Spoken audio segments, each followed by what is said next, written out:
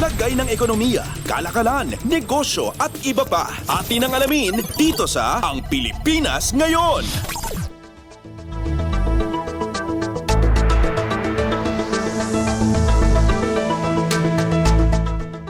Magandang araw, narito na po ang Balitang Business. Posibleng umabot ng 1 million square meters ngayong taon ang demanda sa mga pwestong pang-opisina sa likod ng paglago ng Information Technology and Business Process Management o ITBPM sector.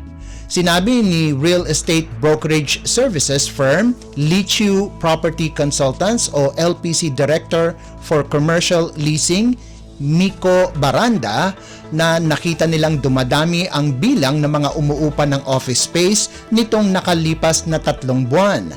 Ayon kay Baranda, nitong nakarang taon, umabot sa 989,000 square meters ang mga inupahan na office space at tinatayang nasa 809,000 square meters na simula Enero hanggang Setyembre ngayong taon. Tumaas ito ng 17% kumpara sa kaparehong panahon noong taong 2022. Ang inaasahang demanda, dagdag ni Baranda, ay nalalapit sa tinatawag niyang landmark demand years noong 2018 at 2019 kung saan umabot sa 1.3 million square meters at 1.7 million square meters ang umuupa ayon sa pagkakasunod.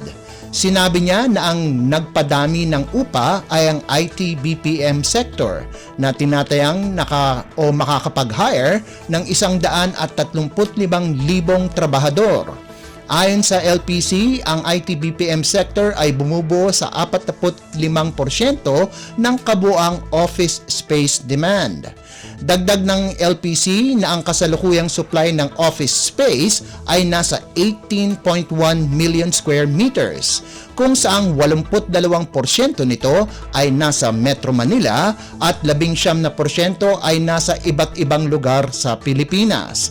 Ang Bonifacio Global City at Makati City pa rin daw ang pinipiling lokasyon para magbukas ng opisina dahil sa mababang vacancy rate na 9% at 13% ayon sa pagkakasunod. Lagay ng ekonomiya, kalakalan, negosyo at iba pa. Atin ang alamin dito sa Ang Pilipinas Ngayon.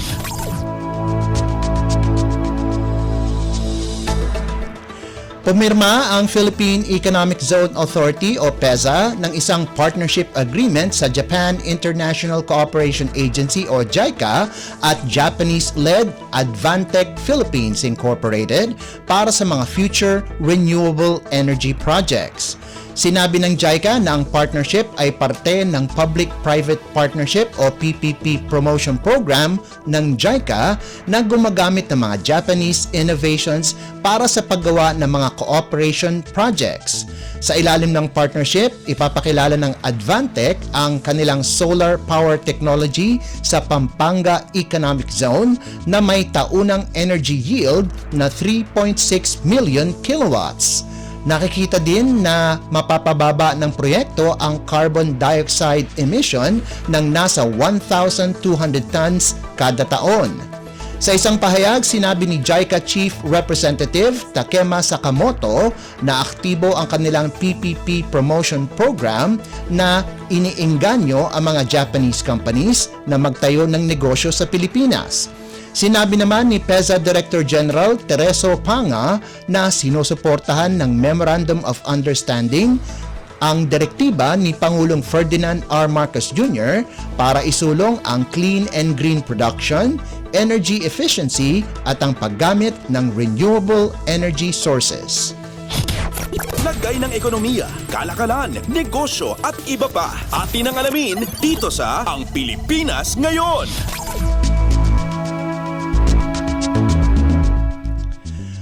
Sinabi ng National Grid Corporation of the Philippines o NGCP na inaasahan nila na makukumpleto na ang Mindanao Visayas Interconnection Project o MVIP bago matapos ang taon.